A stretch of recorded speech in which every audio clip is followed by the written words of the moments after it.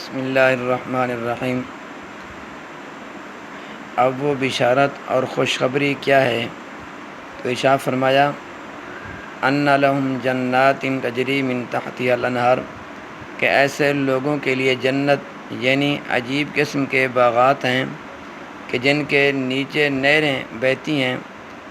جنت لغت میں باغ کو کہتے ہیں، لیکن اصطلاح شریعت میں اس خاص جگہ کا نام ہے جو مومنین اور مسلمین اور نیکوں اور متقین کو آخرت میں عطا ہوگی، اور جہاں خیر ہی خیر اور انعام ہی انعام اور راحت ہی راحت ہے، اور چین ہی چین اور نعمت ہی نعمت ہوگی، اور وہ ہمیشہ کے لیے عارضی نہیں ہے، کیونکہ دنیا کی زندگی ہر چیز عارضی ہے۔ دنیا کی جوانی بھی، اور دنیا کی تندرستی بھی، اور دنیا کی بیماری بھی، ہر چیز عارضی ہے، دائمی نہیں ہے، ہمیشہ رہنے والی چیز نہیں ہے۔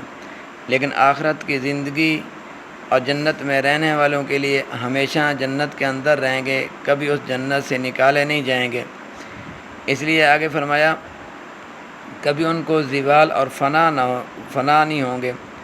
اب آگے جنت کے بعد حالات اور وہاں کی بعض نعمتوں کا ذکر فرمایا جاتا ہے۔ کلما رزقوا منا من ثمرۃ رزقا قالوا هذا الذي رزقنا من قبل واتوا به متشابها ولهم فيها ازواج مطهرة وهم فيها خالدون۔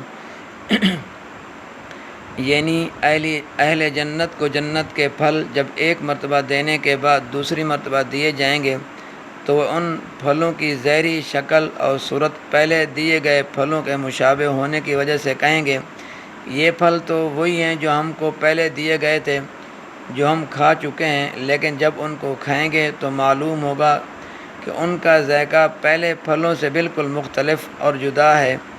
یعنی جنت میں جو پھل جنتیوں کو دیا جائے گا وہ ظاہری شکل اور صورت میں پہلے دیے گئے پھلوں سے ملتا جلتا ہوگا، مگر ذائقہ ہر ایک کا جدا گانا ہوگا۔ بعض مفسرین کا کہنا ہے کہ پھلوں کے متشابہ ہونے سے یہ مراد ہے کہ جنت کے پھل صورت اور شکل میں دنیا کے پھلوں کی طرح ہوں گے۔ تو جب اہل جنت کو جنت میں پھل ملیں گے تو وہ کہیں گے یہ تو وہی پھل ہیں، یعنی جو دنیا میں ہمیں ملا کرتے تھے، مگر جنت کے پھلوں کو دنیا کے پھلوں سے کیا نسبت۔ پھر یہ کہ جنت میں صرف اعلیٰ غذائیں اور مکانات ہی نہ ہوں گے، بلکہ اعلیٰ درجے کی مادی لذیذ غذاؤں کے ساتھ سکون اور راحت اور قلب کے حسب منشا رفیق بھی ملیں گے۔ یعنی جنتیوں کو پاک اور صاف بیویاں بھی نصیب ہوں گی جو ہر قسم کی ظاہری اور باطنی گندگیوں سے پاک صاف ہوں گی۔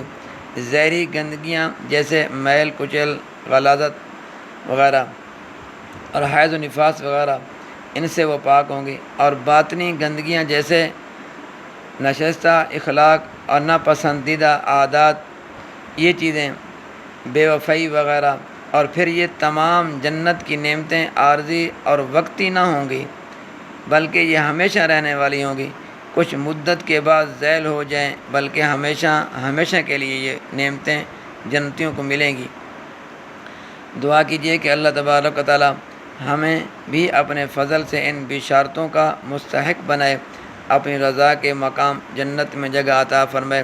نجات اور جنت تو اللہ تعالیٰ کے فضل سے ہی ملتی ہے، ہم کیا اور ہمارے اعمال کیا چیز ہیں۔